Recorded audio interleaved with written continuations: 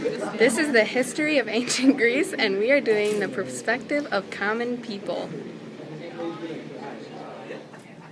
It all started out with the Minoans, but then, after a while, the Messenians totally demolished them. But there's also entertainment right after that, like the Olympic Games.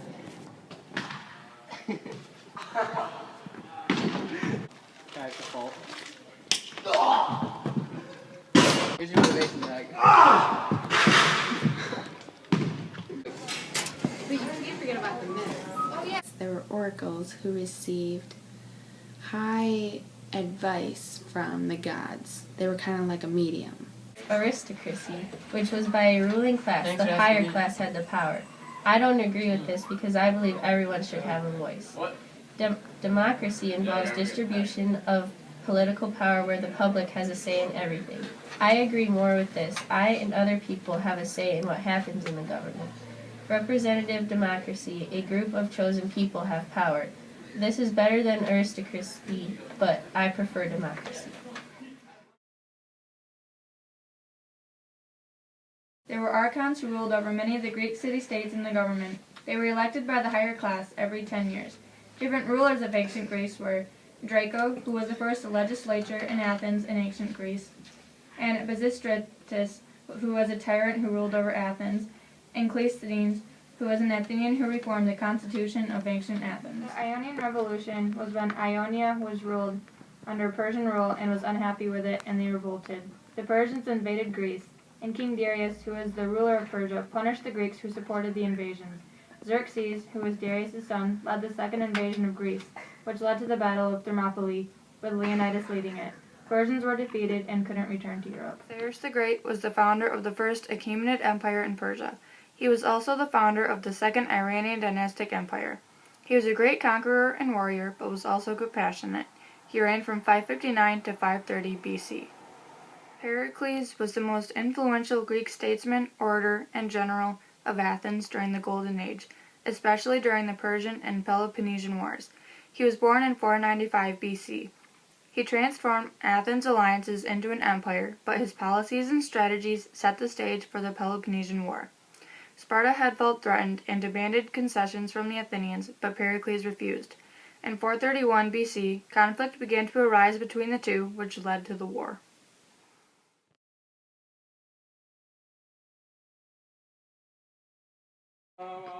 Can you see now? Can you see now? Can you see now? Can you see now? Can you see now? Can you see now? Can you see now? Can you see now? Can you see now? Can you see now? Can you see now? Can you see now?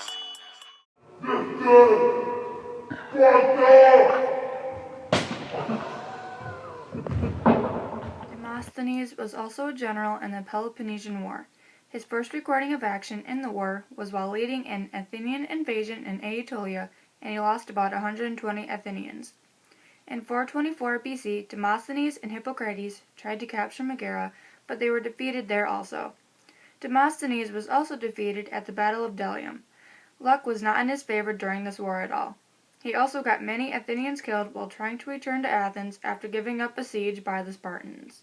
So here's more on the Ionian Revolution.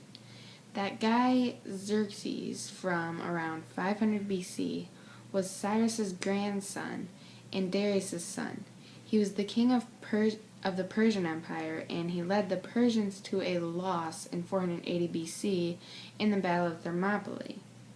That Battle of Thermopylae was against the Spartans with the warrior Leonidas, and the Persians lost to the smaller Greek army until a Greek trader went over to the Persian side, and the Persians eventually overcame the Greeks.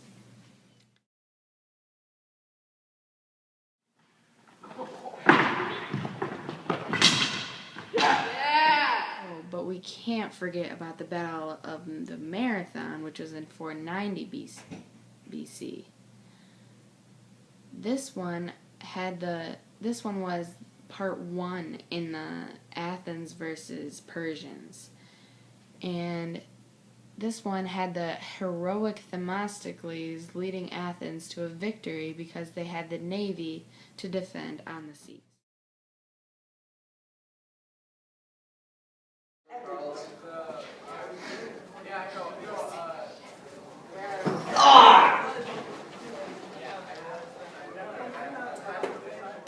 I'm Herodotus, and I made the histories. The editors divided my histories into 9 books.